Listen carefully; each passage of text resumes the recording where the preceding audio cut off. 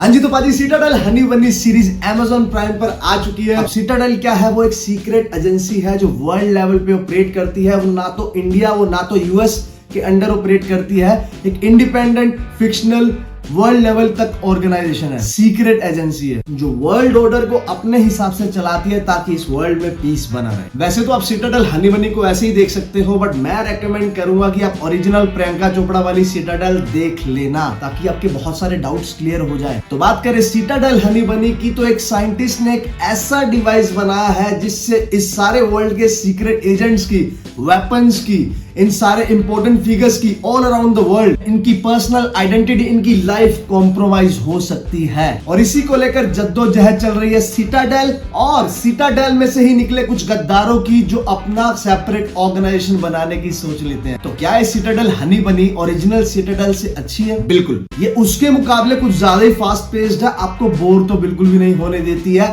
International plus somewhat देसी vibe देती है। This is exactly the prequel of the original Citadel, क्योंकि जो नाडिया इसमें दिखाई गई है, यस, वो वरुण धवन और समांता प्रभु की डॉटर दिखाई गई है। दैट्स व्हाई ये जो सारा एरा है वो 1990s का दिखाया गया है और इसका जो स्क्रीन प्ले है वो 1992 और 2000 के बीच कॉन्स्टेंटली स्विच होता रहता है। यानी कि आपको पास्ट और प्रेजेंट के बीच में एक अनइवन स्क्रीन प्ले देखने को मिलने वाला है, जो कि कॉम्प्लेक्स होने के बावजूद भी इतना अच्छे से फिल्माया गया है हमारे राज एंड डीके के द्वारा कि आप इजीली सब कुछ अंडरस्टैंड करते हो। और राज एंड डीके की अगर बात हो ही रही है तो इसे हम फैमिली मैन से भी कंपेयर कर लेते हैं ताकि आपको थोड़ा सा आइडिया हो जाएगा क्या ये फैमिली मैन से ज्यादा अच्छी है। समवट ये मैं इसलिए कह रहा हूं क्योंकि भाई साहब दोनों का जोनर ही एकदम अलग चला जाता है despite of being spy thrillers, क्योंकि the family man feels more raw, देसी, more Indian, but honey bunny आपको modern, international, cool, sharpen yet Indian लग सकती है। दोनों का अपना अलग अलग फील है, बट जो स्पाई एंगल है दोनों में ही अच्छे से वर्क करता है। और बात करें इसकी एक्शन कोरियोग्राफी की, whether those are chasing scenes और दे आर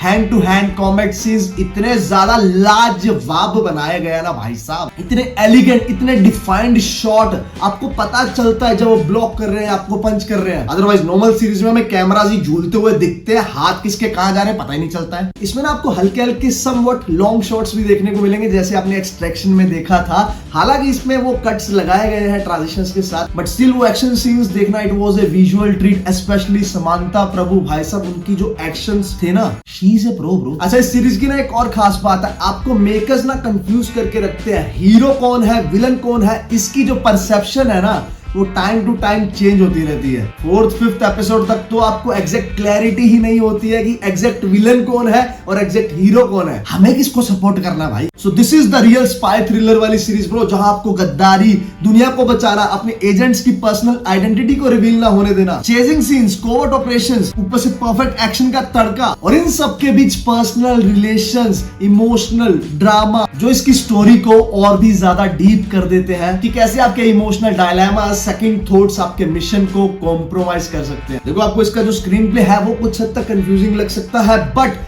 हर एपिसोड के साथ साथ एक नया पन्ना खुलता है और आपकी सारी कंफ्यूजन्स और कॉम्प्लेक्सिटीज वहीं पे दूर होती जाती है। देखो, इस सीरीज को गाड़ी का जो टॉप मॉडल होता है ना, उससे एक निचले मॉडल पर रख सकते हो, क्योंकि इसकी जो सब चीजें है, एक्टिंग, एक्शन, बीजीएम, भाई सब बीजीएम तो इसका डॉन मूवी की याद दिला देता है। इतना सुपर म्यूजिक है ना, माइल्ड येट इतना सेक्सी और कूल लगता है ना, पीछे पीछे एक्शंस के दौरान कंटिन्यूसली डग डग डग डग डग डग डग हार्ट बीट वाली एक फीलिंग आती है, वो तो चार चांद लगाता ही है। But nothing is over the top, मतलब आपके मुंह से ये नहीं निकलेगा oh fuck, but that's the kind of style the director opted। 6 episode की सीरीज के क्लाइमैक्स में एक हाफ बेकेड सा एंडिंग भी छोड़ती है। यार ये उन कुछ सीरीज में से है जो जब तक चल रही है तब तक तो हम फुल्ली एंगेज्ड हैं उसमें, और जब उस सीरीज को देख के कंप्लीट कर लेते हैं तो याद रखने लायक या आप पे कुछ हैवी इंपैक्ट डालने लायक नहीं है। बाकी इसका action, BGM, story and character depthness and production quality की वजह से 7.3 की रेटिंग देना चाहूंगा।